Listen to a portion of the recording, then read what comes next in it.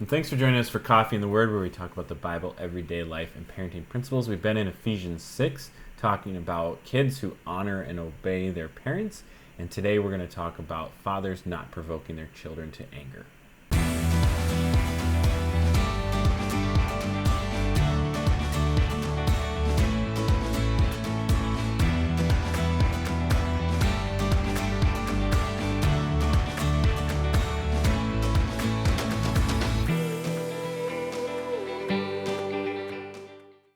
Welcome back. We've been in Ephesians 6. We just started this chapter, and we spent some time looking at the responsibility of kids and how they are to honor and obey. Yes. We're going to transition now, though, to this responsibility that parents and specifically fathers have. Mm-hmm. Because in the first part, we actually see obey your parents and talking about how they're supposed to do things for their parents, but now it specifically points at the father. Yeah, Yes. It's going to address dads specifically, and it's really interesting to me that this command to fathers comes right after commanding children to honor and obey. Obey being like the outward action, honor being like the inward heart attitude, and then it's kind of like a warning to fathers that if you do this wrong, that first part can't happen. I think especially the heart attitude. So let's look at it. Right. From verse 4. It says, "Fathers, do not provoke your children to anger, but bring them up in the discipline and instruction of the Lord." Okay, so we're going to break this into two. Yeah. Because first we just... It broke itself into two because there's a conjunction there. It says, "but." Okay. So we have to, the first clause we will cover first. There was a sermon I preached where I was reading Romans... and you said... And it says, "For the wages of sin is death, but..." And I paused and said, "That's a really big but." But nobody was in the room because it's during quarantine. So there was no laugh. And then, I didn't know what to do. It was a really awkward moment when I was preaching. And then our amazing production team cut out just that part. And that's a really big but. Okay. Well, here's another really big but. We still can't hear them laughing. They might just be staring at us. But you're here to laugh with me. That's true. It's a little better. Okay, so the first part, fathers, do not provoke your children to anger. What is this talking about? Anger. And, okay, so as I've said before, one of the things that, I struggle with is just respect and disrespect, you know? And so when you don't have kids who honor and obey, it's easy for a dad to look at this as just straight up disrespect of me, and then I am going to boom, bring down the mallet. Yeah, the full hammer. I mean? Because this is disrespect. You're not supposed to be this way. We've talked about this 1,000 times. You know what I mean? Right. And so this is something that is wired in us as men. And so what we see here, though, is we've talked about the Josh McDowell relationship pyramid, right, a few times. And what you see here is the lack of relationship. Okay. And so you have a kid who doesn't honor and doesn't obey, right? That's the action at the tip of the iceberg. And then because of it, we are going to heap on rules and throw rules on. To fix the action, the behavior. Yeah. And often what we see is the relationship never existed. And so they don't want to do what we are asking them to do. They don't respect us and honor us and obey us because the relationship's not there. Right. So there's this paradigm that we see of rules without the relationship equal rebellion. Right. And that really draws from Ephesians 6:4, that principle as a whole. Rules without relationship equals rebellion. Yeah. It's kind of I know you've referred to this before as a math problem. It is, yeah. And so it's kind of if you were looking at the action and you wanted to fix it, and you just kept throwing rules. As parents, especially fathers, what we like to do, is throw more rules, more restrictions. Instead of relationship. Well, rules without relationship equals rebellion. And so instead, the action, what you start to see is rebellion. Right. Now, the reason I said this comes really from this passage is because if you dig into what that word provoke means. Yeah. So it says, "Fathers, do not provoke your children to anger." I have my definitions over here. Okay. What does the word mean? Okay, so depending on your translation, provoke is exasperate. I like that one. Yes. Because I can say it in front of our children. I can say, "Brian, you're being exasperating." And they don't know what it means yet. Yeah, but if you spell things now, Zoe's You like, can't spell. Ice cream! We're getting ice cream! she tries to sound it out. It's fun having your kids learn stuff, but then sometimes it's nice Comes when they're back ignorant. to bite you a little bit. Okay, so exasperate, or to provoke, means to irritate and frustrate intensely. Not just Not just a little bit. but intensely. Intensely. Yeah. And so much so, when you dig into this passage and its meaning, in its original context, it was saying, basically, don't breed a rebellious spirit into your kids. That idea of provoking them to wrath was this: they're so angry, so mad, so against what you say, they're going to run the other way every time. It's this rebellious nature that doesn't want anything to do with what my parents say, what they believe, and what they say I should do, because there's not a relationship there, because they've been provoked. Well, and as you to said, wrath. it's a math problem.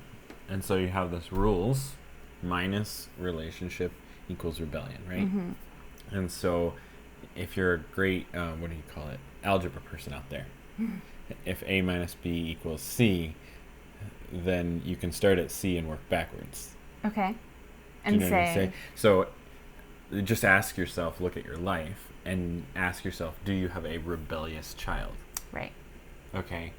Now, there's a different child called the reckless child. Yeah, you might be tempted to say, the reason I have a rebellious child is because I don't have rules. They don't know the rules. They need more rules. Yeah, That's that's not a true. reckless child. So you have to determine the difference between a child who knows the rules and is just straight up saying, I don't care about the rules. That's rebellion. Yeah, you say this, I don't care.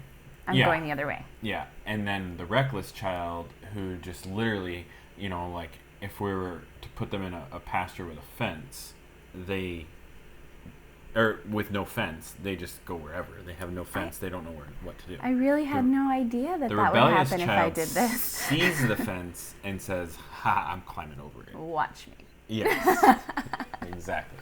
And so, do you have that rebellious heart nature of a kid? Because if you do, then you can work it back to the answer is we need to work on the relationship. Right, the relationship is actually what's missing. Mm-hmm. And so, asking yourself that question about your kids, do you see a rebellious spirit there? And is that something that you're actually breeding because you're not building a relationship with them?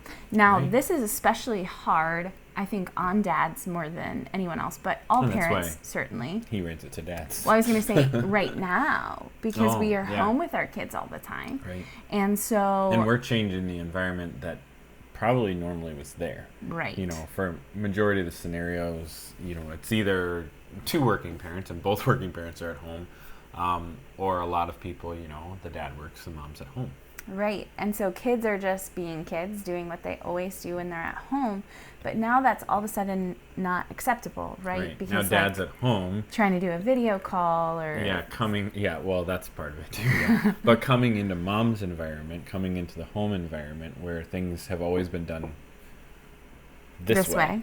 These things are allowed. And now dad is seeing it and doesn't like it and, expects to be respected. Right. And so then he comes in and corrects, and you might even be right.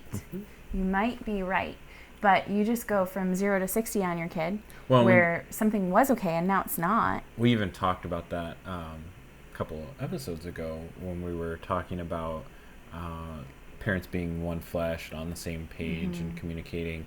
Like, you need to find the right time to do this. Like, you might see something, go, okay, I'm here and I see this and this is out of place. Like, I might see something and say, hey, Christy, the reason you're struggling so much is this, rather than coming in and dealing with it myself. Going and correcting the kids, and then them saying, Mom says we can, and you saying, I don't care what Mom says, it's wrong. Yeah. Right. Yeah. Because that actually breeds like undermining of authority, which is super dangerous too. Right. And then the other side was what you said. This became a work environment. Yeah. I mean, look, we're filming in our house. Right. This became a work environment. One day we'll post a picture of what this looks like from the other side. But this became a work environment, and so dad needs this to be a work environment and be respectful of that. But relationship would approach that problem differently. So it wouldn't come in and start with discipline. It would come in and start with instruction. And so we're going to definitely dive into that more tomorrow. But with this example, let's just say, the dad needs to sit down the family in a calm, peaceful time when you're not correcting behavior. But not a lecture. Not an hour-long family meeting. So really, it's getting everybody on page, saying, hey, we've had a lot of changes. How are you guys feeling? What's been easy for you? What's been hard for you?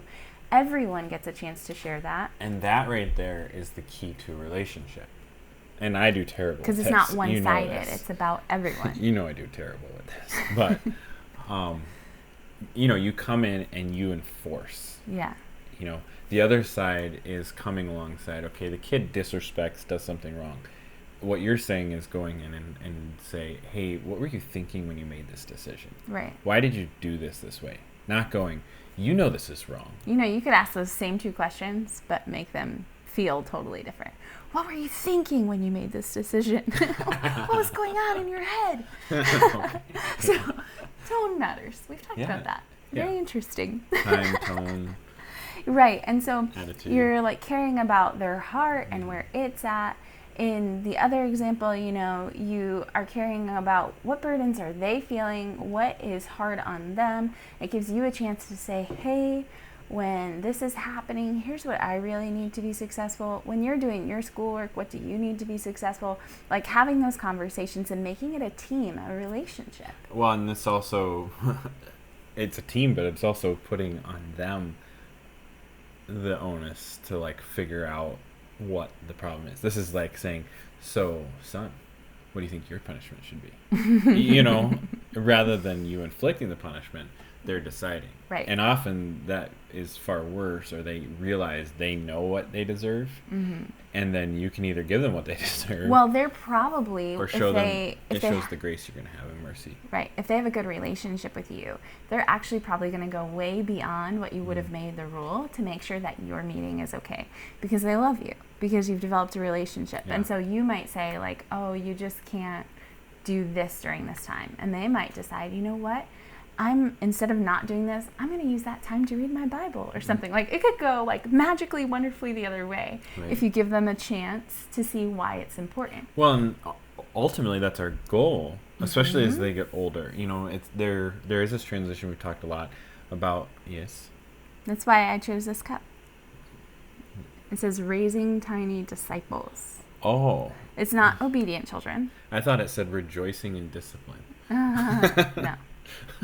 Oh, okay. Disciples and discipline, though, are very similar in spelling. It's a little confusing. Okay, well, you made me lose my train of thought. Okay.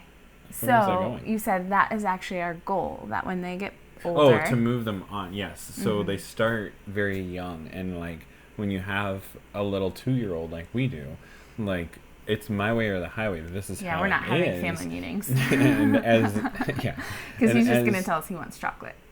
Chocolate. That's why he says that. He may have a problem. That's true.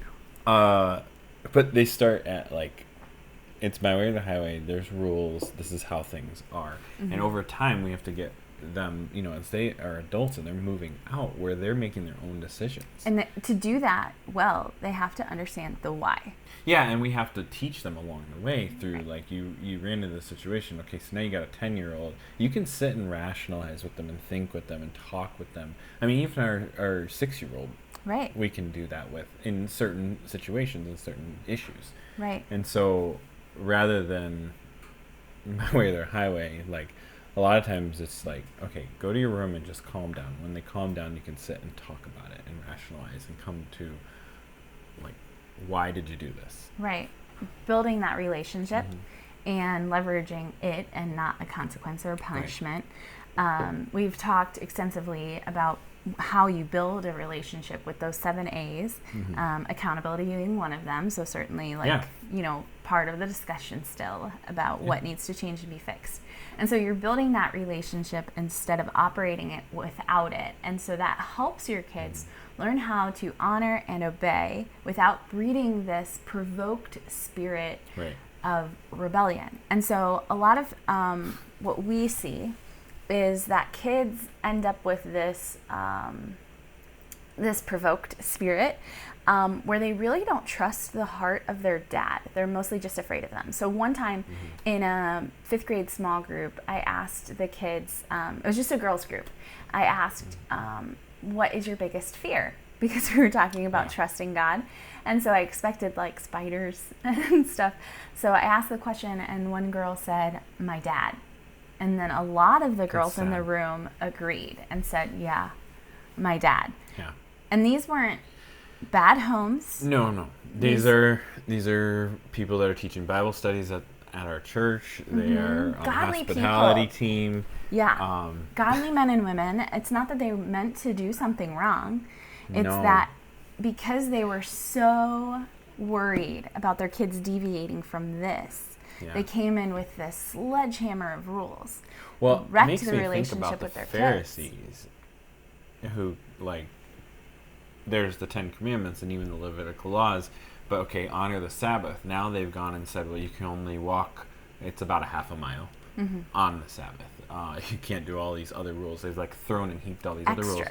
And kids have done this themselves. You know, dad says like, okay, you're not allowed to do this. And so kids have developed all these other rules so that they don't even get near touching the boundary, because when they touch the boundary, it's like a grenade goes off. Yeah, it's not a conversation. It's not correction in love.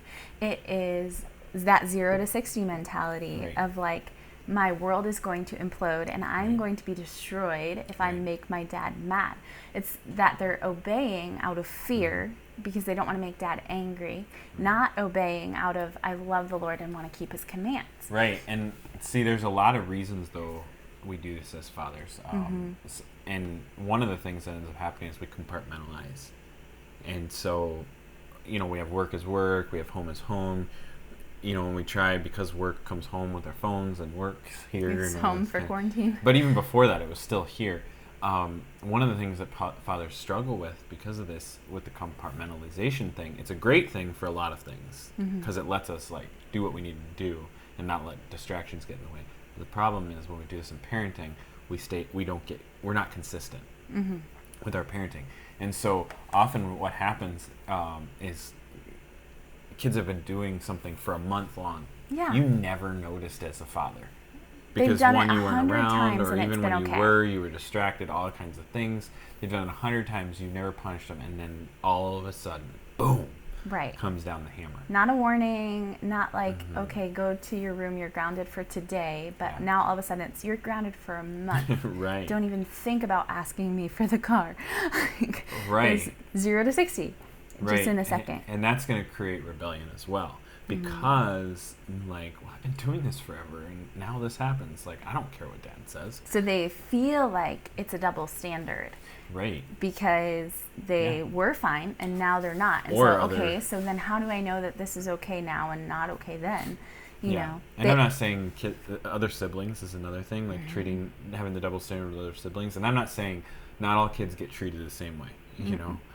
There are certain times certain kids get certain treatment, certain punishment, certain benefits, you know, but often there are things that should be consistent across your children, and when they're not, it looks like preferential treatment. Like, oh, that's because he's the only boy that he's getting to do that, or he's the, you know, that kind of aspect that a lot of dads do as well. So we create this environment where kids are really afraid of dad, or they feel like when dad's home, they're walking on eggshells. Even mom can feel that way sometimes, because it's like nobody wants to poke the bear, and dad is the bear. Yeah. Because it's this, we can't ever make him happy, I never do anything right. Like, you start getting all of these things that are so damaging to a relationship. And then if they feel that way, you're trying to correct them. You're leveraging a relationship that's broken and wounded and expecting good results.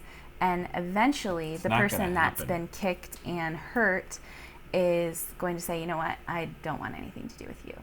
Or what you believe, or what you think. I don't care. And that's the sad thing, is their foundational beliefs in who Jesus is, growing up in a Christian home. I mean, how often have you seen that? That these kids who grew up in a Christian home, went to church every Sunday, read the Bible maybe even as a family, and the kids become atheists, leave the church, and say they want nothing to do with it. Yeah. It was all about, this is what the Bible says, this is, this is what you're supposed to do. Here's all these rules.